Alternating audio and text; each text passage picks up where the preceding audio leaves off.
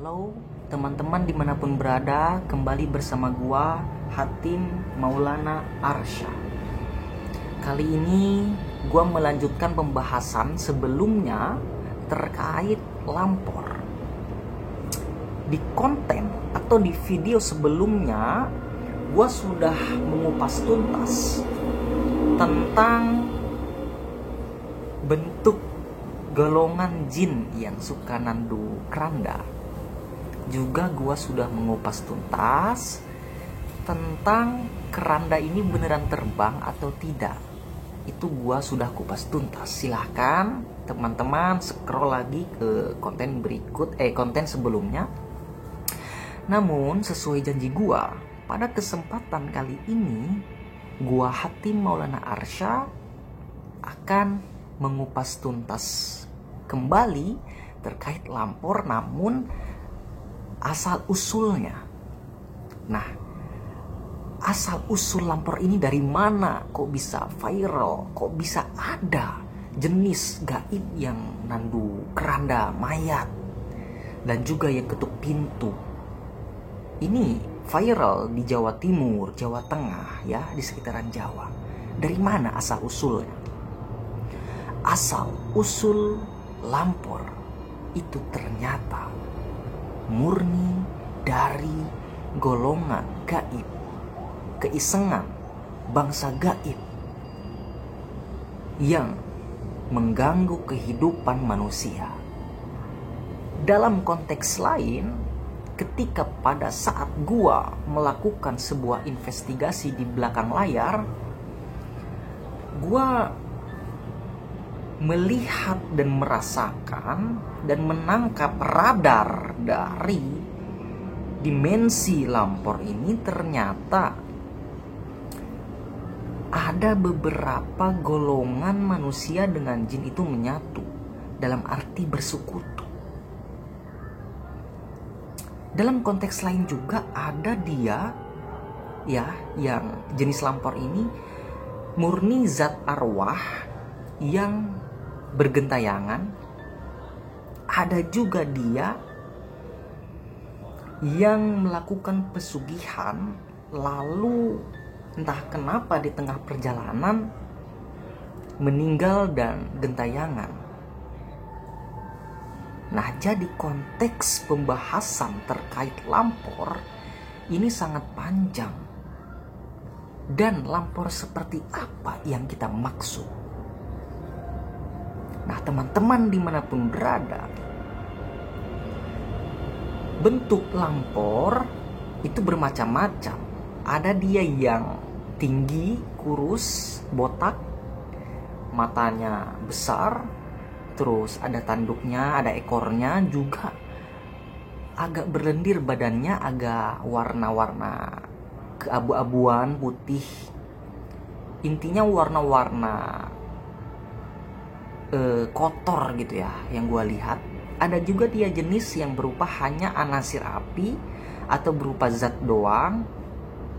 Ada juga dia berjenisnya seperti wewe gombel juga ada. Tapi ini gue nggak mau bahas ke situ ya. Yang pada dasarnya teman-teman dimanapun berada, golongan mereka itu mampu berubah wujud menjadi wewe gombel, menjadi pocong dan sebagainya. Jadi konteks pembahasan seperti ini seharusnya gue kupas tuntas, akan tetapi gue keterbatasan dalam memberikan penjelasan di publik, dan gue tidak akan mengupas secara tuntas karena ini terlalu berbahaya yang akan dijadikan asumsi publik. Ini terlalu berbahaya. Nah, kembali kepada konteks. Teman-teman dimanapun berada, bukan hanya keranda mayat yang terbang, tetapi adanya teror-meneror secara gaib, secara tak kasat mata, yang mengetuk pintu-pintu rumah warga di beberapa daerah di Pulau Jawa. Ini menjadikan konteks yang ambigu dan sebuah berita yang ambigu. Kenapa? Karena orang ada yang meyakini dan berpendapat atau memiliki pandangan bahwa sosok yang mengetuk pintu itu adalah sosok lampor. Akan tetapi di sini Gua jawab itu tidak ada, itu berbeda konteks. Ya, ini terlepas dari video-video yang beredar yang banyak settingan, ini terlepas dari situ. Gua jawab ini memang benar adanya terkait lampor ini, tetapi tidak seheboh dan juga tidak separah yang diberitakan. Nah, kembali kepada konteks lagi, teman-teman dimanapun berada, perlu diketahui bahwa sosok yang mengetuk pintu itu adalah sosok jin, ya. Ini bisa berupa jin. Ini menurut gua yang pada saat gua melakukan investigasi, ya, ini menurut penglihatan gua bukan indigo, bukan paranormal, akan tetapi anggap saja ini sebuah anugerah dari Tuhan, anggap saja ini sebuah kebetulan.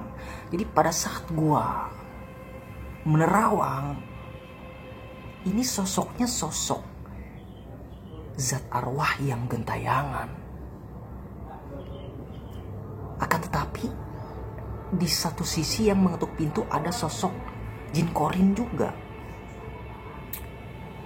Nah, ada juga jin biasa yang menyerupai jin korin. Jadi ini, pembahasannya gue bingung ya menjelaskan dari mana. Akan tetapi memang ya teman-teman ya, ini sangat berat untuk dibahas, tetapi gue mencoba untuk membahasnya.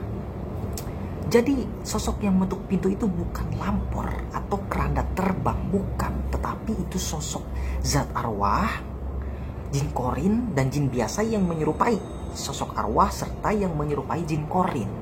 Nah, ini harus lebih hati-hati. Maka kalau kita melihat itu harus teliti apakah yang mengetuk pintu ini zat arwah yang gentayangan, ya, arwah gentayangan, atau jin korin atau jin biasa. Karena ketiga jenis ini sama-sama pernah iseng, ya, sama-sama memiliki jejak dimensi mengetuk pintu rumah pada saat gua menelisik dan menelusuri terkait ini. Jadi ketiga-tiganya ini mereka iseng juga ini. Jadi ada pintu rumah itu diketuk sama zat arwah, ada juga diketuk sama jin korin, ada juga dia diketuk pintu rumah seseorang atau warga sekitar itu oleh jin biasa yang menyerupai arwah dan juga jin korin, arwah yang sudah meninggal, ya. Nah, teman-teman dimanapun berada, ini pembahasan kecil dari gua, Hati Maulana Arsya. Di konten berikutnya akan gua kupas tuntas terkait penangkal kalau ada yang mengetuk pintu rumahmu. Akan kita kupas tuntas apa kunci ketakutan dari sosok lampor itu. Ingat, setiap makhluk memiliki kelemahan. Apa titik kelemahan lampor? Apa titik kelemahan sosok gaib yang suka mengganggu, suka iseng mengetuk-ngetuk pintu?